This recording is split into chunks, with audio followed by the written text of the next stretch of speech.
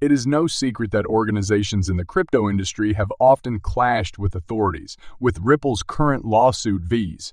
the SEC being probably the most noteworthy example. However, the SEC is now suing even larger people in the crypto business. Binance and Coinbase, two crypto juggernauts, have become the latest to dispute with us authorities. According to newly published court papers in the Ripple vs. SEC lawsuit, Ripple paid 6 exchanges between $1 million and $5 million to offer XRP on their systems. Ripple's T2 David Schwartz has reacted to these assertions, attempting to clarify the situation. Schwartz's statement followed a discussion by Scam Detective, an anonymous self-proclaimed detective. Remember that the Crypto Basic highlighted Exhibit 220 in the freshly published court records, suggesting that there are reasonable reasons to assume that XRP fails the Hawaii test.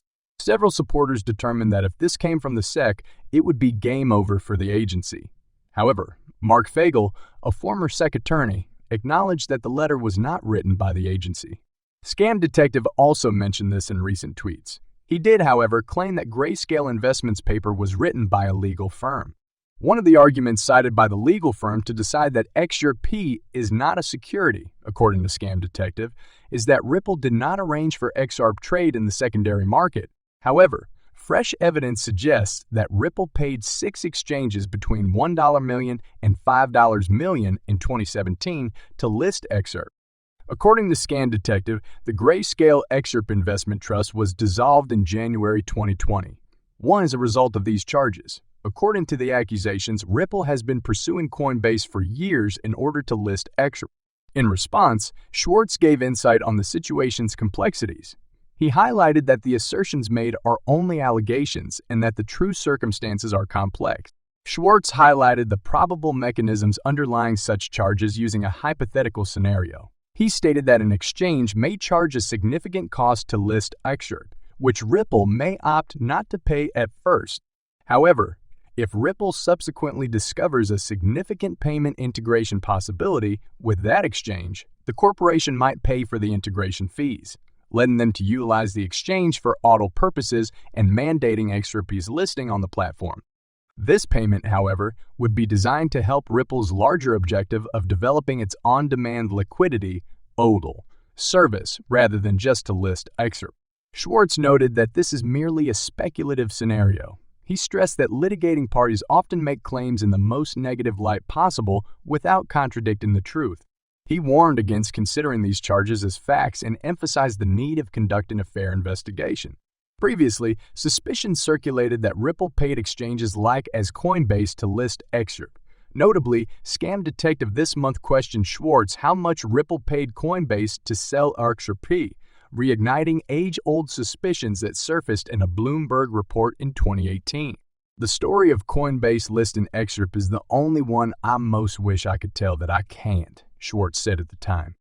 With the ongoing legal action by the United States Securities and Exchange Commission, SEC, against Ripple Labs reaching a critical juncture with the recent public release of Hinman's speech, related documents, all eyes are now on Judge Analyst Torres for the much-anticipated summary judgment. Essentially, the Hinman Papers revealed the SEC's preference for Ethereum over other cryptocurrencies. Hinman maintained that digital assets that were first sold as securities might become non-securities. However, he only recognized Ethereum as a non-security, whereas XRP investors are currently dealing with the Ripple litigation based on the same principle. Judge Torres made a decision in March 2023 on both sides' applications to exclude expert evidence. Since the March ruling, more than 100 days have elapsed, and the summary judgment is still waiting. This prolonged wait surpasses the typical time period Judge Torres has taken from Dalbert judgments in past instances, indicating that a summary judgment in the Ripple litigation is possible. Surprisingly, the U.S. Federal Reserve has announced that the FedNow service would begin operations in July 2023. This service will allow banking institutions throughout the United States to offer rapid payment services 24 hours a day, 365 days a year. Notably, 3 Ripple-partnered banks have been engaged for the July 1 launch: Finastra, Volante Technologies, and AC Worldwide. This information has sparked debate in the cryptocurrency industry over whether the final Ripple case judgment must be handed before the FedNow service is launched to guarantee complete legal compliance. The progression of these events shows a convergence of conditions that might possibly make July 1, 2023, a watershed moment in Ripple's legal struggle with the SEC. As the cryptocurrency industry observes, the importance of this day may go well beyond Ripple, altering the regulatory environment for other digital assets. According to newly disclosed court filings in the Ripple vs. SEC's lawsuit, Ripple is said to have paid 6 exchanges between $1 million and $5 million to list XRP. In light of these allegations, Ripple's chief technology officer, David Schwartz, has issued a response to provide some light on the situation. Schwartz elaborated in response to a conversation started by the anonymous self-proclaimed detective scam detective. Remember that in the newly published court filings, Exhibit 220 was highlighted by the crypto basic as evidence that there are reasonable reasons to assume that XRP does not satisfy the Howey test. If this came from the SEC itself, some supporters have said it would be game over for the agency. However, Mark Fagel, a former attorney for the SEC, has said unequivocally that the SEC did not author the paper. Scam Detective has recently tweeted about this as well. But he also claimed that a legal company drafted the agreement on behalf of Grayscale Investments. Scam Detective said that the legal firm's conclusion that XRP is not a security was supported, in part, by the fact that Ripple does not facilitate XRP trading on the secondary market. However, recent findings suggested that Ripple spent between $1 million and $5 million to 6 exchanges in 2017 to list XRP. Scam Detective determined that the Grayscale XRP Investment Trust dissolved in January 2020. 1. Due to these charges. According to the accusations, Ripple has been after Coinbase for years to offer XRP. In answer, Schwartz provided some clarity on the situation's complexities. The assertions made are, he stressed, only allegations and the truth is far more nuanced. Schwartz provided an example to illustrate the processes that may underlie such claims. He elaborated that Ripple may initially choose not to pay a hefty price requested by an exchange in order to list XRP.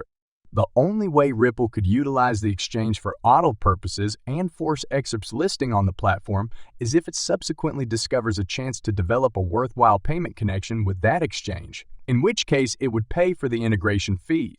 Instead of only listing XRP, this payment would help Ripple achieve its greater aim of increasing its on-demand liquidity (ODL) service. Schwartz made it clear that this is just conjecture. He stressed that litigants often make charges in the most negative light imaginable without really contradicting the truth. He warned against taking the charges at face value and emphasized the need for a balanced assessment. You may recall that claims appeared in the past suggesting that Ripple paid exchanges like Coinbase to list XRP.